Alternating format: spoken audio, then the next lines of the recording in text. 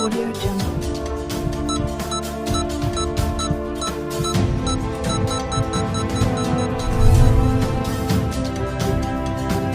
Audio Jungle.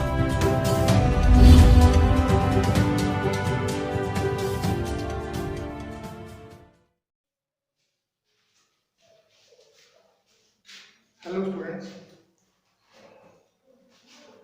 जैसा कि आप सभी लोग जान रहे हैं, पिछले लगभग 2 महीनों से सभी विद्यालय बंद चल रहे हैं और इस वजह से ना तो किसी का किसी स्कूल में एडमिशन हो पा रहा है और ना ही उनकी कंटिन्यू स्टडी हो पा रही है। इस चीज़ को ध्यान में रखते हुए हम लोगों ने एक सीरीज स्टार्ट की है, साइंस स्टडी पॉइंट के नाम से चैनल यूट्यूब पे बनाया गया, जिसमें सभी 9 to 12 सभी क्लासेस के साइंस ग्रुप के सभी सब्जेक्ट अपलोड किए जा रहे हैं। तो इसी क्रम में हम आज के इस वीडियो में हम लोग स्टार्ट कर रहे हैं क्लास 11th की केमिस्ट्री का पहला चैप्टर। तो क्लास 11th की केमिस्ट्री का पहला चैप्टर जो कि है some basic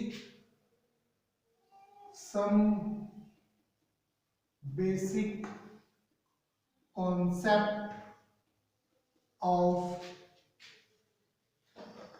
chemistry, some basic concept of chemistry।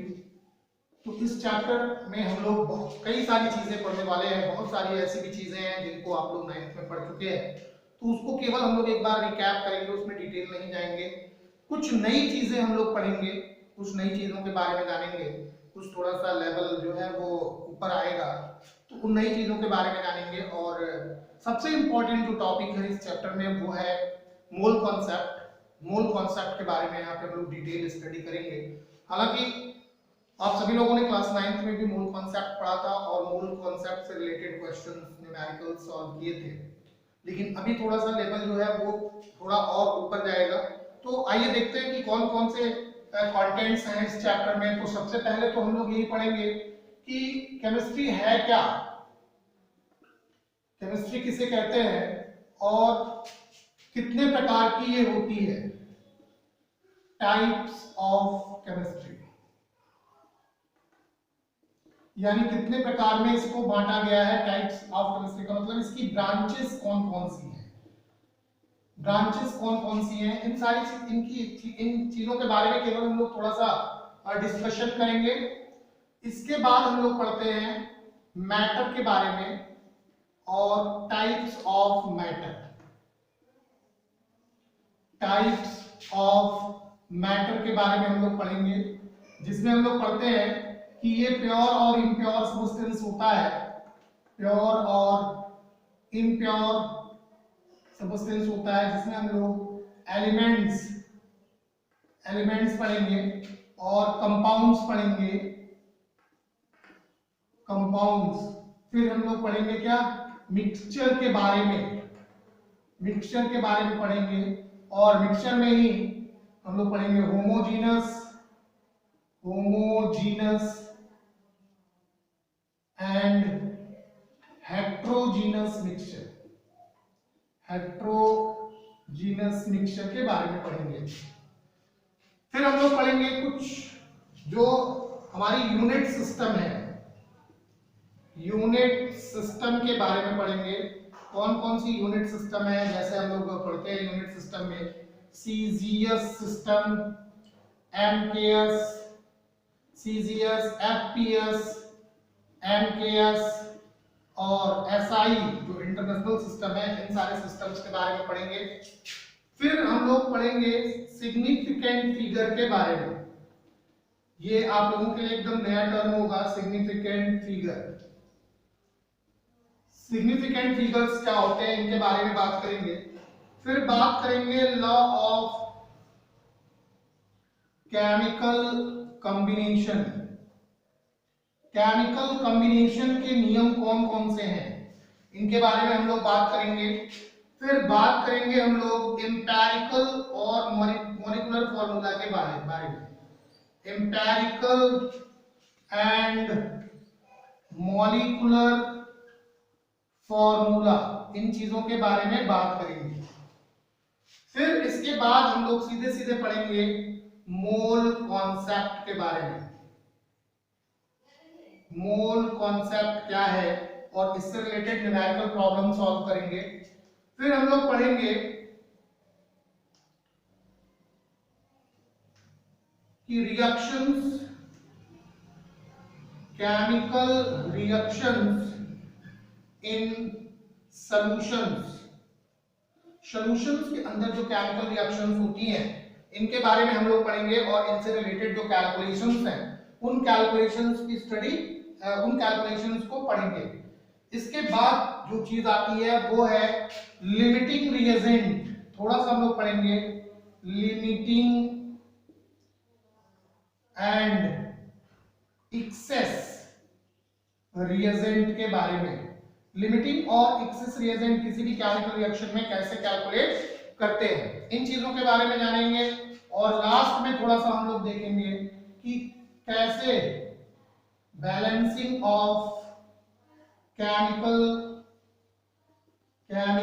Equations. इसमें तो कई सारी विधियां होती हैं, लेकिन हम लोग केवल एक चीज देखेंगे यहाँ पे, हिट एंड ट्रायल मेथड। केवल हिट एंड ट्रायल मेथड खाली हम लोग देखेंगे। बाकी जो मेथड्स है वो हम लोग इसी बुक में अगले चैप्टर्स में पढ़ेंगे। एक पूरा का पूरा चैप्टर आता है जिसमें हम लोग केमिकल इक्वेशंस को बैलेंस करने के लिए सीखते हैं, जिसका नाम है रेडॉक्स रिएक्शंस। तो रेडॉक्स रिएक्शंस में हम लोग डिटेल पढ़ते हैं कि कैसे किसी भी केमिकल इक्वेशंस को हम बैलेंस कर सकते हैं, वो कौन कौन से मेथड्स हैं जिनके द्वारा कोई भी केमिकल इक्वेशन बैलेंस किया जाता है। तो सबसे पहली चीज जो हम लोग देखेंगे वो ये कि केमिस्ट्री और इसकी ब्रांचेस कौन कौन सी हैं। केमिस्ट्री क्या है और इसकी ब्रांचेस कौन कौन सी हैं, केमिस्ट्री किसे कहते हैं, इस चीज के बारे में हम लोग जानेंगे। तो आप लोग साथ साथ नोट्स बनाते रहें, ये नोट्स आगे काम आएगी। सबसे पहली चीज कि केमिस्ट्री क्या चीज है, केमिस्ट्री किसे कहते हैं, रसायन क्या है और रसायन की कौन कौन सी प्रमुख शाखाएं हैं। तो देखो, the branch of science in which we studied about the formation of matter, its properties, its composition and changes which it undergoes is known as chemistry। यानी केमिस्ट्री जो है, रसायन जो है, वो विज्ञान की वह शाखा है जिसके अंतर्गत हम मैटर के फॉर्मेशन, उसके कंपोजिशन, उसकी प्रॉपर्टीज और उसके अंदर होने वाले विभिन्न प्रकार के परिवर्तनों का अध्ययन करते हैं। इसी को हम क्या कहते हैं, रसायन। तो chemistry is the branch of, chemistry is the branch of science in which we studied about the matter, its composition, its properties and the changes undergoes in it। This is called chemistry। Chemistry क्या चीज है, chemistry science की वह branch है जिसमें हम लोग matter के बारे में स्टडी करते हैं, इसके कंपोजिशन के बारे में, प्रॉपर्टीज के बारे में और जो चेंजेस इसमें होते हैं, इसके कंपोजिशन में जो चेंजेस होते हैं या फिर इसके अंदर जो किसी भी प्रोसेस के दौरान जो एनर्जी जो है वो चेंजेस होती हैं, उन सभी चीजों की स्टडी हम लोग रसायन के अंतर्गत करते हैं। अब सवाल ये है कि रसायन की ब्रांचेस कितनी है, कौन कौन सी ब्रांचेस हैं। तो बहुत सारी ब्रांचेस हैं, हम लोग कुछ मेन ब्रांचेस की बात कर लेते हैं। तो जैसे हम लोग पढ़ते हैं इनऑर्गेनिक केमिस्ट्री, इनऑर्गेनिक केमिस्ट्री, जैसे हम लोग पढ़ते हैं ऑर्गेनिक केमिस्ट्री, ऑर्गेनिक केमिस्ट्री, जैसे हम लोग पढ़ते हैं फिजिकल केमिस्ट्री, फिजिकल केमिस्ट्री। तो तीन ब्रांच तो यही हो गई। इसके साथ साथ इंडस्ट्रियल केमिस्ट्री, इंडस्ट्रियल केमिस्ट्री। इसके साथ साथ हम लोग पढ़ते हैं एनालिटिकल केमिस्ट्री। तो ये सारे जो है ब्रांचेस हैं। इसके साथ साथ आता है बायोकेमिस्ट्री और न्यूक्लियर केमिस्ट्री। तो ये सब केमिस्ट्री की ब्रांचेस हैं और भी बहुत सारी ब्रांचेस हैं। तो सबसे पहले अगर हम लोग बात करें इनऑर्गेनिक केमिस्ट्री की, तो इनऑर्गेनिक केमिस्ट्री में हम लोग क्या पढ़ते हैं? हम लोग पढ़ते हैं कि all those compounds except the carbon के कंपाउंड्स को छोड़ करके बाकी जितने भी कंपाउंड्स आते हैं उनकी स्टडी हम लोग इनऑर्गेनिक केमिस्ट्री के अंतर्गत करते हैं। ऑर्गेनिक के अंतर्गत हम लोग क्या पढ़ते हैं? ऑर्गेनिक के अंतर्गत हम लोग कार्बन और उसके कंपाउंड्स के बारे में पढ़ते हैं, उनकी मेथड्स ऑफ फॉर्मेशन, उनकी प्रॉपर्टीज, इन सब चीजों के बारे में स्टडी करते हैं। जितने भी कार्बन और उसके कंपाउंड्स होते हैं वो सब ऑर्गेनिक केमिस्ट्री के अंतर्गत स्टडी किए जाते हैं। फिजिकल केमिस्ट्री क्या चीज होती है? तो फिजिकल केमिस्ट्री जो होती है वो बहुत सारे फंडामेंटल प्रॉपर्टीज को जो भिन्न भिन्न केमिकल प्रोसेसेस में, भिन्न भिन्न केमिकल फिनोमेनाज में इन्वॉल्व होते हैं, उनके बारे में हम लोग स्टडी करते हैं। एक्चुअली फिजिकल केमिस्ट्री जो होती है वो एक तरह से समझ लें कि मैथमेटिकल फॉर्म में होती है, ज्यादा से ज्यादा फॉर्मूले और न्यूमेरिकल्स इसके अंतर्गत आते हैं। इंडस्ट्रियल केमिस्ट्री के अंतर्गत हम लोग पढ़ते हैं कि कैसे किसी भी जो है वो इंडस्ट्रियल प्रोडक्ट को बनाया जा सकता है। जैसे इसके अंतर्गत हम लोग पढ़ते हैं पॉलीमराइजेशन, पॉलीमर्स कैसे बनते हैं, पॉलीमर्स का क्या यूज है, कौन कौन से ऐसे तरीके हैं। एनालिटिकल केमिस्ट्री के अंतर्गत हम लोग क्या पढ़ते हैं? इसके अंतर्गत हम लोग क्वांटिटेटिव और क्वालिटेटिव एनालिसिस करते हैं, भिन्न भिन्न प्रकार के सब्सटेंसेस का क्वांटिटेटिव और क्वालिटेटिव एनालिसिस करेंगे। बायोकेमिस्ट्री के अंतर्गत हम लोग क्या पढ़ेंगे? तो ये केमिस्ट्री की वो ब्रांच है जो भिन्न भिन्न प्रकार के लिविंग ऑर्गेनिजम्स के अंदर होने वाले केमिकल चेंजेस की स्टडी कराती है। और न्यूक्लियर केमिस्ट्री जो होती है ये वो ब्रांच है जिसके द्वारा हम लोग न्यूक्लियर रिएक्शंस, चाहे वो न्यूक्लियर फिशन हो या न्यूक्लियर फ्यूजन हो, उनके बारे में स्टडी कराती है। इसी के साथ एक और आती है जिसको कहते हैं मेडिसिनल केमिस्ट्री। तो मेडिसिनल केमिस्ट्री के अंतर्गत हम लोग डिफरेंट मेडिसिन्स बनाना, उनके फॉर्मूले को डेवलप करना, ये चीज हम लोग जो केमिस्ट्री की ब्रांच है मेडिसिनल केमिस्ट्री, इसके अंतर्गत हम लोग पढ़ते हैं। अब अगर हम लोग केमिस्ट्री के इंपॉर्टेंस की बात करें कि केमिस्ट्री का क्या इंपॉर्टेंस है, क्या महत्व है, केमिस्ट्री का महत्व क्या है, हमें क्यों केमिस्ट्री की स्टडी करनी चाहिए, तो केमिस्ट्री एक बहुत ही महत्वपूर्ण सब्जेक्ट है। क्योंकि अगर हम लोग अपने इस यूनिवर्स में देखें तो सारी की सारी चीजें जो हैं वो रसायन से बनी हुई हैं। यहाँ तक कि जितने भी ऑर्गेनिजम्स हैं उनकी बॉडी जो है वो भी एक केमिकल कंपोजिशन है। आप लोगों ने पढ़ा होगा या फिर आगे पढ़ेंगे कि जो ऑर्गेनिजम्स का डेवलपमेंट हुआ उसको इनऑर्गेनिक सब्सटेंसेस के द्वारा जो है वो उसका डेवलपमेंट हुआ, इवोल्यूशन हुआ, जिसको एआई ओपेरिन ने बताया था कि first organism developed in the sea water and these are made up of inorganic substances. हम लोगों ने पढ़ा है ओपेरिन के प्रिंसिपल को, ओपेरिन के सिद्धांत को। तो रसायन का कितना महत्व है? अगर हम लोग सुबह उठें और रात तक खाली अपने दैनिक जीवन में होने वाली प्रक्रियाओं को देखें तो सारे के सारे केमिकल्स हैं, साबुन से लेकर के और कॉस्मेटिक सामग्री तक सब केमिकल्स हैं। मेडिसिन की बात करें तो उसमें भिन्न भिन्न जितनी भी मेडिसिन आती हैं जो लाइफ सेविंग ड्रग्स हैं, ये सब केमिकल कंपाउंड्स हैं। तो डेफिनेटली ये जो है वो स्टडी ऑफ केमिस्ट्री के द्वारा ही बनी हुई है।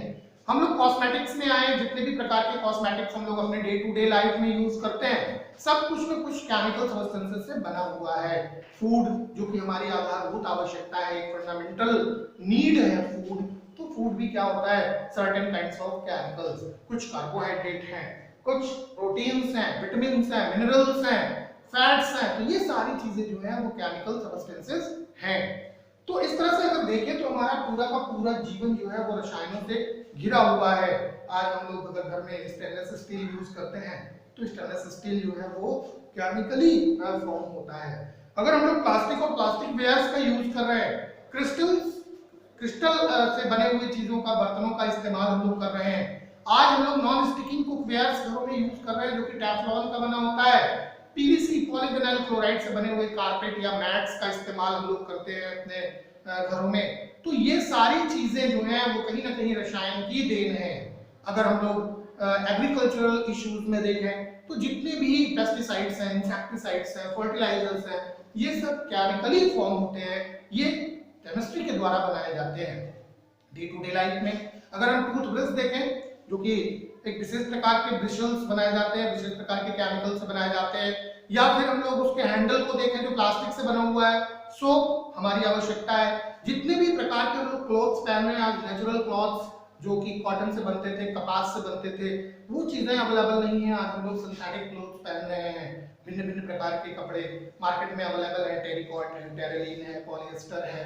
तो ये सारे कपड़े जो है वो जो केमिकली बनाए जाते हैं, तो रसायन का देन वहां भी है। अगर हम लोग अपनी सेफ्टी और सिक्योरिटी की बात करें, देश की सिक्योरिटी की बात करें, सुरक्षा की बात करें, तो जो भी जो गन पाउडर है या जो बॉम्ब बनाए जा रहे हैं, एटम बॉम्ब है, हाइड्रोजन बॉम्ब है, तमाम तरह के बॉम्ब्स बनाए जा रहे हैं, ये सब रसायन की मदद से संभव है, जिससे इंटरनली या एक्सटर्नली कोई भी कंट्री अपने आप को सेफ कर सकता है। तो वॉरफेयर में भी जो गन पाउडर इस्तेमाल होता है वो केमिकली बनाया जाता है। तो इस तरह से हम कहें तो हमारे दैनिक जीवन में रसायन का बहुत महत्व है, और बिना रसायन के ये लाइफ पॉसिबल नहीं है। तो chemistry is also resources of energy. रसायन जो है वो ऊर्जा का भी एक साधन है, इसको हम लोग पढ़ेंगे। इलेक्ट्रोकेमिस्ट्री के अंतर्गत हम लोग पढ़ते हैं कि how can we use chemicals to generate the energy. Chemicals का हम यूज कैसे कर सकते हैं ताकि एनर्जी जनरेट हो। तो different cells and batteries are available in the market through which we can obtain electrical energy by, and these electrical energies are generated by some chemical reactions। कुछ रासायनिक अभिक्रियाओं के द्वारा ही ये इलेक्ट्रिकल एनर्जी जो है वो जनरेट होती है। तो इस तरह से अगर हम देखें तो चारों तरफ हमारे केवल और केवल रसायन ही फैला हुआ है, और इस रसायन के बिना ये जीवन संभव नहीं है, क्योंकि सबसे पहली चीज जो हमें आवश्यक है वो है ऑक्सीजन सांस लेने के लिए, और ऑक्सीजन एक केमिकल सब्सटेंस है। तो इसी बात से हम अंदाजा लगा लें कि सांस लेने के लिए ऑक्सीजन एक केमिकल सब्सटेंस है। भोजन करने के लिए जो भी हम खाते हैं उसमें carbohydrate, fats, vitamins, proteins, minerals खाते हैं, तो these are also chemical compounds. कपड़े पहनने के लिए हमें जो सिंथेटिक फाइबर्स चाहिए, ये सिंथेटिक फाइबर्स भी जो है वो केमिकली प्रिपेयर्ड होते हैं। तो ये भी जो है वो रसायन के बिना संभव नहीं है। तो मनुष्य की जो तीन आधारभूत आवश्यकताएं हैं, जो तीन आधारभूत आवश्यकताएं हैं, रोटी, कपड़ा और मकान, तो मकान में भी देख लें, अगर जो सीमेंट की बात होती है मकान बनाने के लिए, तो ये भी एक केमिकल कंपाउंड है। सीमेंट भी पोर्टलैंड सीमेंट के नाम से आता है, और ये सीमेंट भी केमिकली ही बनाया जाता है। तो तीनों आधारभूत आवश्यकताएं बिना रसायन के संभव नहीं है। तो इस तरह से कहते हैं कि रसायन का जो यूज है, जो इंपॉर्टेंस है हमारे डे टू डे लाइफ में बहुत ज्यादा है, और इसको हम लोग कभी भी अवॉइड नहीं कर सकते। अब हम लोग पढ़ेंगे थोड़ा सा मैटर के बारे में। मैटर के बारे में आप लोगों ने बहुत सारी चीजें 9th में पढ़ी होंगी, लेकिन अभी फिलहाल हम लोग एक बार फिर से रिवीजन करेंगे। मैटर, मैटर क्या चीज है, किसे कहते हैं मैटर? तो जितनी भी चीजें हैं जो स्पेस कवर करती हैं और जिनका अपना एक वॉल्यूम होता है, वो मैटर कहलाता है। तो anything which occupy space and have mass is called matter। इसी को हम क्या कहेंगे? मैटर कहेंगे। कोई भी चीज जो स्पेस घेरती है और जिसका कुछ मास होता है उसको हम लोग मैटर कहते हैं। तो जिसमें मास होगा, जो थोड़ा सा जगह घेरेगी, वो सारी की सारी चीजें क्या होती हैं? मैटर होती हैं। मैटर जो है वो 3 स्टेट्स में पाए जा सकते हैं। कौन कौन से 3 स्टेट्स हैं? तो there are 3 physical states of matter. States of matter, 3 physical state हैं मैटर के। कौन कौन से? पहला तो है क्या? सॉलिड। दूसरा क्या चीज है? लिक्विड। और तीसरी क्या चीज है? गैस। ये सारी चीजें आप लोग जानते हैं, ये केवल हम लोग एक रिकैप कर रहे हैं। इसमें कोई भी ऐसी चीज नहीं है जिससे आप लोग अनअवेयर हो। आप लोग इन सारी चीजों को डिटेल पढ़ चुके हो। सॉलिड क्या है, लिक्विड क्या है, गैस क्या है। और आपने ये भी पढ़ा है कि we can interchange the physical state of matter, यानी अगर हम लोग सॉलिड को गर्म करते हैं तो ये लिक्विड में कन्वर्ट हो जाता है, लिक्विड को और ज्यादा गर्म करें तो ये गैस में कन्वर्ट हो जाता है। तो सॉलिड से liquid conversion that is known as melting, और लिक्विड से गैस कन्वर्जन जो होता है that is known as vaporisation. Vaporisation, अगर गैस को हम लोग कूल करें, ये सारी चीजें क्या होती हैं हीट के द्वारा, लेकिन अगर इसका रिवर्स करें, हम इसको कूल करें गैस को, तो गैस फिर से किसमें आ जाएगी लिक्विड में। This is known as condensation, इसको हम लोग कंडेंसेशन कहते हैं। अगर लिक्विड को और कूल करें तो ये सॉलिड में कन्वर्ट हो जाता है, और इसको हम लोग क्या कहते हैं फ्रीजिंग कहते हैं। तो इस तरह से अगर हम लोग देखें तो state of matter can be interconverted by increasing और डिक्रीजिंग टेम्परेचर। टेम्परेचर को इंक्रीज या डिक्रीज करके स्टेट ऑफ मैटर को हम लोग इंटर कन्वर्ट कर सकते हैं, एक फिजिकल स्टेट से दूसरे फिजिकल स्टेट्स में कर सकते हैं। अभी हम लोग देखेंगे थोड़ा सा कि मैटर को कैसे हम लोग क्लासिफाइड करते हैं, क्लासिफिकेशन कैसे करते हैं मैटर का। तो क्लासिफिकेशन ऑफ मैटर, कैसे मैटर को क्लासिफाइड करेंगे। तो ये सारी चीजें फिर मैं आपको बता रहा हूं कि ये सारी चीजें हम लोग पढ़ चुके हैं, केवल बस एक बार अपने माइंड में रिकैप कर लेना है, क्योंकि इसमें बहुत सारी चीजें जो है वो आप सभी लोग जान रहे हैं, कोई भी ऐसी चीज नहीं है जिसको आप नहीं जान रहे हो। तो सिंपल सी बात है, मैटर को अगर हम लोग क्लासिफाइड करें तो कैसे करेंगे, दो पार्ट में मैटर को हम लोग डिवाइड करते हैं। तो सबसे पहली चीज क्या है कि प्योर सब्सटेंसेस, और दूसरी चीज क्या होगी इम्प्योर सब्सटेंसेस। प्योर सब्सटेंसेस में दो चीजें आती हैं, पहला क्या आता है एलिमेंट्स, और दूसरी चीज क्या आती है कंपाउंड्स। एलिमेंट्स आती है और कंपाउंड्स आते हैं। इम्प्योर सब्सटेंसेस में केवल और केवल क्या आता है मिक्सचर। अब अगर और आगे हम लोग करें, यही छोड़ दे तो भी ठीक है, लेकिन अगर और आगे चले तो एलिमेंट्स जो होता है वो फर्दर क्लासिफाइड होता है तीन पार्ट में। एक क्या चीज होगा, एक होगा मेटल्स, दूसरा होगा नॉन मेटल्स, और तीसरा जो होता है वो है मेटलॉइड्स। कंपाउंड्स को भी हम लोग फर्दर तीन पार्ट में डिवाइड करते हैं, एक होता है एसिड, एक क्या होता है बेस होता है, और तीसरा क्या होता है सॉल्ट। मिक्सचर जो होते हैं दे further classified into two parts, एक होगा होमोजीनस और दूसरा जो होता है वो होता है हेट्रोजीनस। होमोजीनस और हेट्रोजीनस। तो प्योर सब्सटेंसेस क्या होते हैं, प्योर सब्सटेंसेस किसे कहते हैं, प्योर सब्सटेंसेस क्या है, तो प्योर सब्सटेंसेस वो हैं जो केवल एक और एक ही प्रकार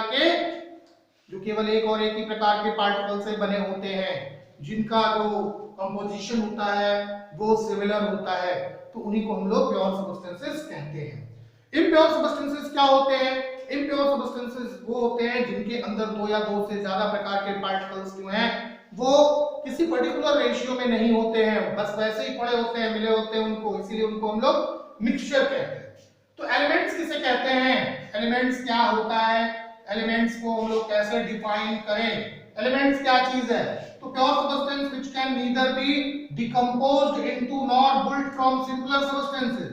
एलिमेंट्स जो होता है वो एक ऐसा जो है वो प्योर सब्सटेंसेस होता है, ना तो इसको हम लोग डिस्ट्रॉय कर सकते हैं और ना ही इसको पुनः बना सकते हैं, या आप सीधे कह सकते हो कि जो those pure substances which are made up of only one kinds of atom, जो केवल एक और एक ही प्रकार के एटम से बने हुए हों, उनको हम लोग एलिमेंट्स कहते हैं। तो प्योर सब्सटेंसेस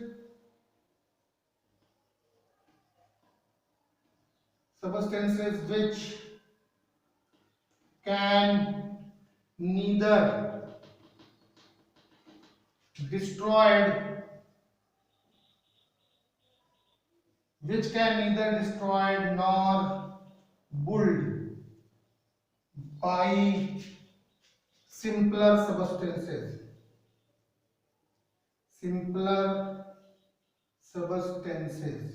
इसी को हम लोग क्या कहते हैं, एलिमेंट्स कहते हैं। इतनी चीजें हो गई कि प्योर सिर्फ एलिमेंट्स क्या होते हैं, ऐसे pure substances which can neither destroyed nor built by simple substances, ऐसे सभी प्योर सबस्टेंसेस जिनको ना तो हम डिस्ट्रॉय कर सकते हैं और ना ही इनको हम लोग सिंपल सबस्टेंसेस से बना सकते हैं। किसी भी प्रकार का मेथड, कोई भी फिजिकल या कोई भी केमिकल मेथड्स हम लोग अप्लाई करें, इसको पुनः नहीं बना सकते हैं।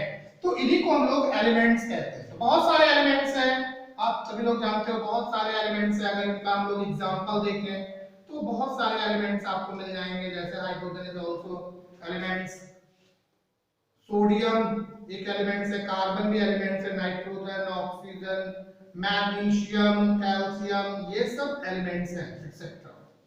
अब जितने भी एलिमेंट्स होते हैं इनमें से कुछ ऐसे होते हैं जो मेटल्स होते हैं।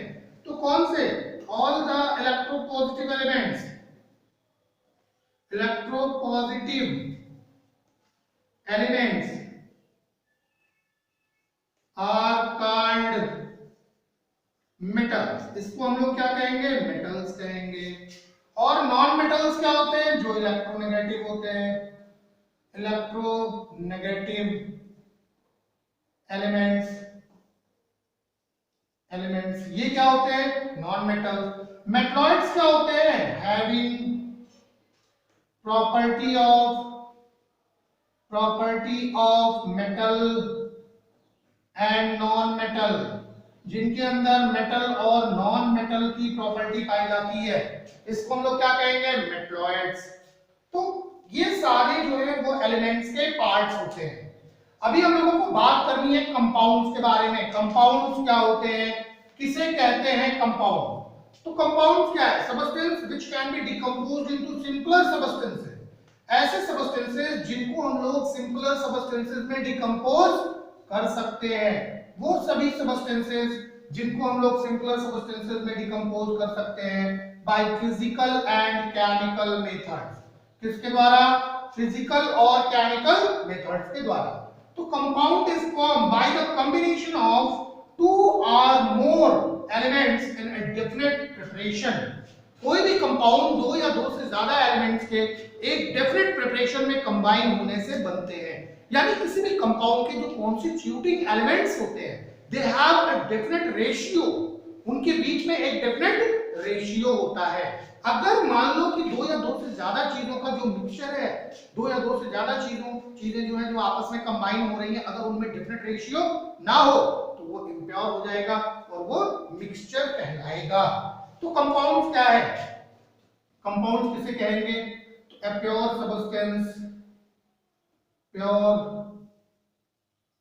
substance which can be destroyed into simpler substances या simpler elements by physical और केमिकल मेथड्स। जो फिजिकल या केमिकल मेथड्स के द्वारा सिंपलर सब्सटेंसेस में तोड़ा जा सकता है, इसी को हम लोग कंपाउंड्स कहते हैं। तो compounds are formed by the combination of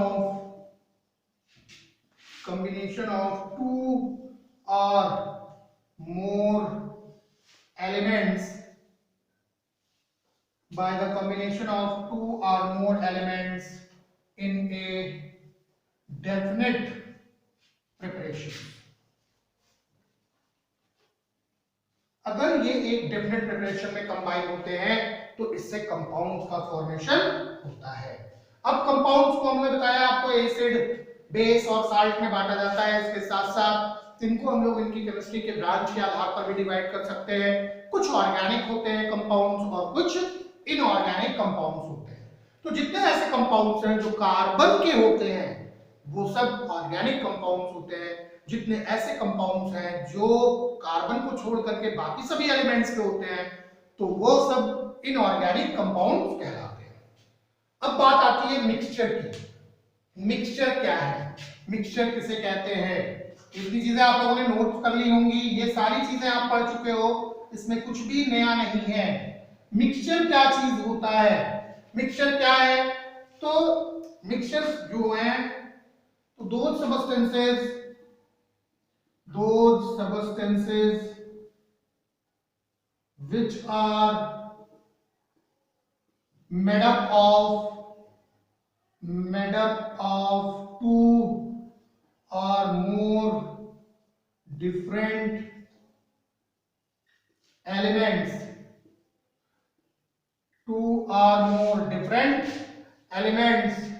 they can possess variable composition and possess variable composition, जिसमें भिन्न भिन्न कंपोजिशन होता है, and can be separated by suitable separating methods, and can be separated by using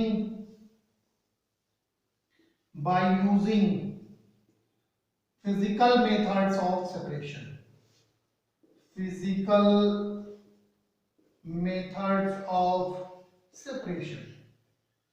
इनको जो physical methods of separation है उनके द्वारा अलग किया जा सकता है।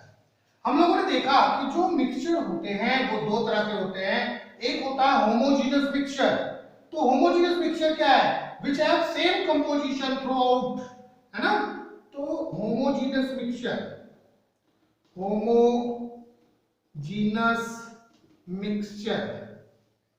क्या है? The mixture which has same composition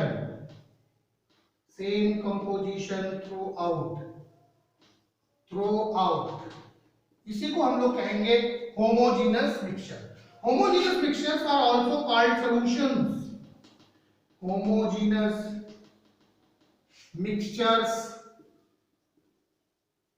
are also called solutions। Homogeneous mixture को हम लोग क्या कहते हैं? सॉल्यूशंस भी कहते हैं। और हेट्रोजीनस क्या होता है? हेट्रोजीनस मिक्सचर, इसे हम लोग क्या कहेंगे? Heterogeneous mixture. तो the mixture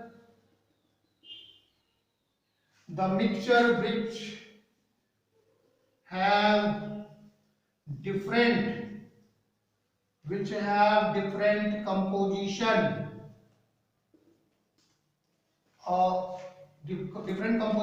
in different part, जिनके different पार्ट में different कंपोजिशन होते हैं, तो इसको हम लोग कहते हैं हेट्रोजीनस मिक्सचर। तो इतनी चीजें आप लोगों ने पढ़ ली अभी तक में, ये सारी चीजें जो थी वो रिकैपिंग थी। इसके बाद हम लोग देखेंगे कि जो मेजरमेंट होता है, मेजरमेंट को कौन कौन से यूनिट्स के अंतर्गत हम लोग करते हैं, मेजरमेंट की कौन कौन सी टेक्निक्स है, कौन कौन सी यूनिट के सिस्टम्स हैं।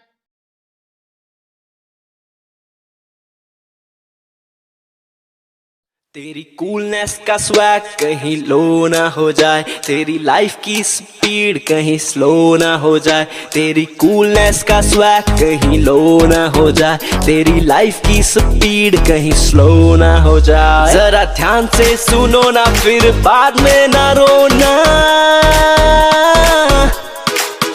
थोड़ी केयर तो करो ना, हाथ अच्छे से धोना, लेट्स रोको कोरोना, थोड़ी केयर तो